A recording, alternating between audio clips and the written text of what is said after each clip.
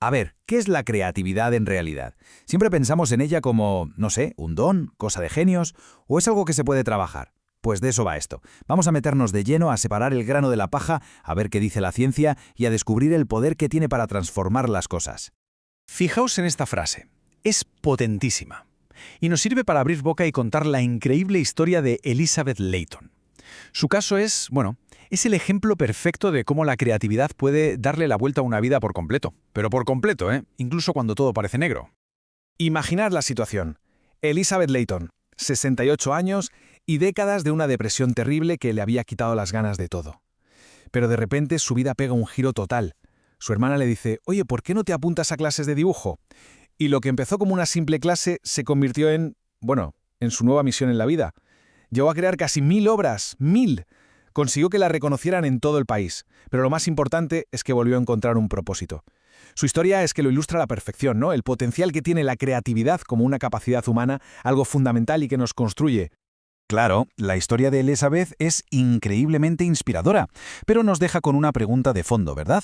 Vamos a olvidarnos por un momento de las musas, de la inspiración que cae del cielo, y vamos a lo concreto. ¿Qué dice la ciencia? ¿Cómo se define este fenómeno? Pues mirad, la psicología lleva ya un montón de tiempo dándole vueltas a esta pregunta. Y la respuesta, que ahora vamos a ver, es sorprendentemente clara. Todo se reduce a dos componentes clave.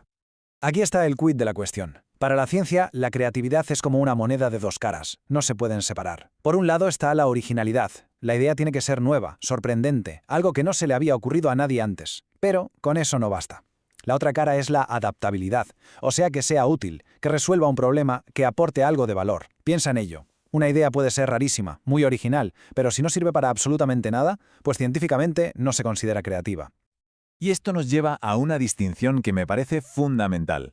Los investigadores hablan de dos tipos. La creatividad con C mayúscula, así en grande, que es la de los genios, la que cambia el mundo, ¿no? Pensamos en Picasso, en Einstein. Pero luego está la creatividad con C minúscula. Y esta es la buena, esta es la nuestra. Es ese ingenio del día a día, el que usamos para solucionar un problemilla en casa o para encontrar una forma mejor de hacer algo en el trabajo.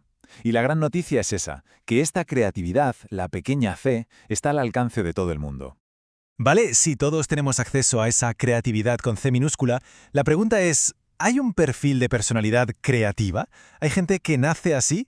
Pues vamos a ver qué dice la ciencia sobre los rasgos que suelen tener las personas creativas y de paso vamos a cargarnos unos cuantos mitos que circulan por ahí. Venga, empecemos por el mito número 1, el más gordo de todos. Esa idea de que para ser creativo hay que ser un genio, tener un coco privilegiado. Es algo que hemos oído 1000 veces, ¿verdad? Pues la realidad es otra cosa.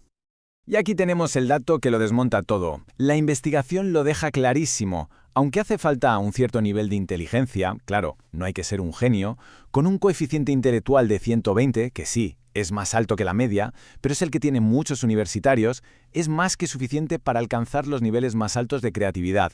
Al final, lo que de verdad marca la diferencia no es la inteligencia pura y dura, sino otras cosas. La actitud, la personalidad.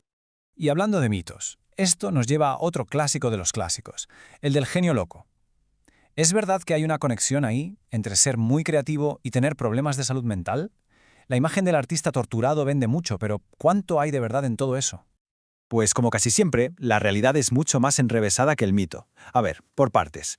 La conexión no es igual en todos los campos. Parece que se da más en poetas, por ejemplo, pero en científicos es casi inexistente. Luego, y esto es súper importante, muchas veces los problemas de salud mental no son la causa de la creatividad, sino la consecuencia.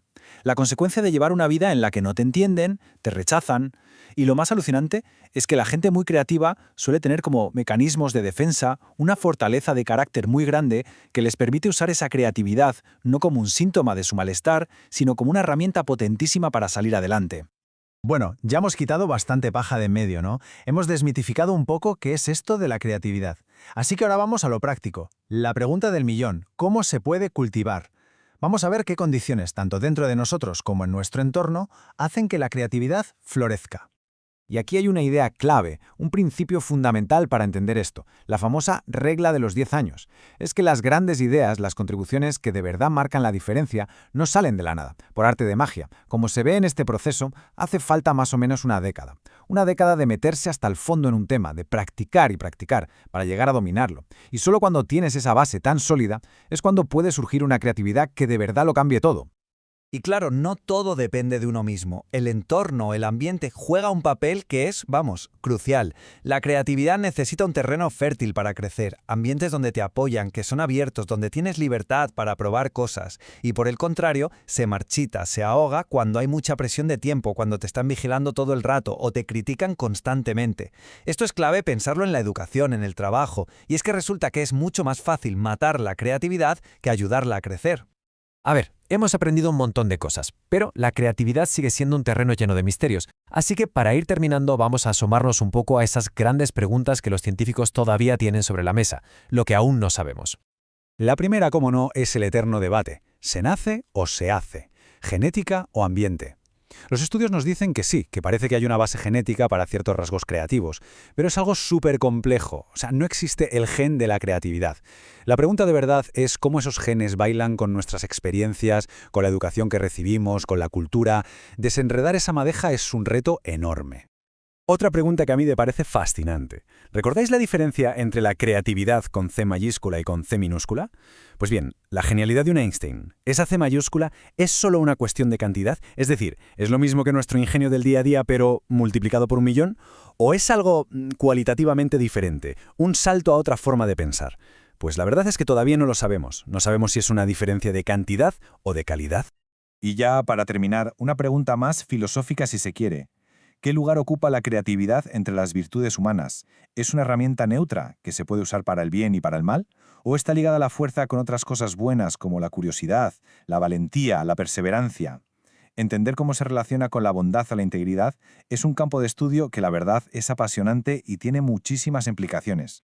Y todo esto nos lleva de vuelta al principio, a la historia de Elizabeth Layton. Su caso es la prueba de que la creatividad no es un lujo, no es algo solo para genios. Es una fuerza vital, algo que puede dar propósito, alegría y fuerza para superar los baches a cualquiera. Así que la pregunta final no es solo para los científicos. Si la creatividad fue capaz de transformar una vida de esa manera, la pregunta es, ¿qué podría llegar a transformar en las nuestras?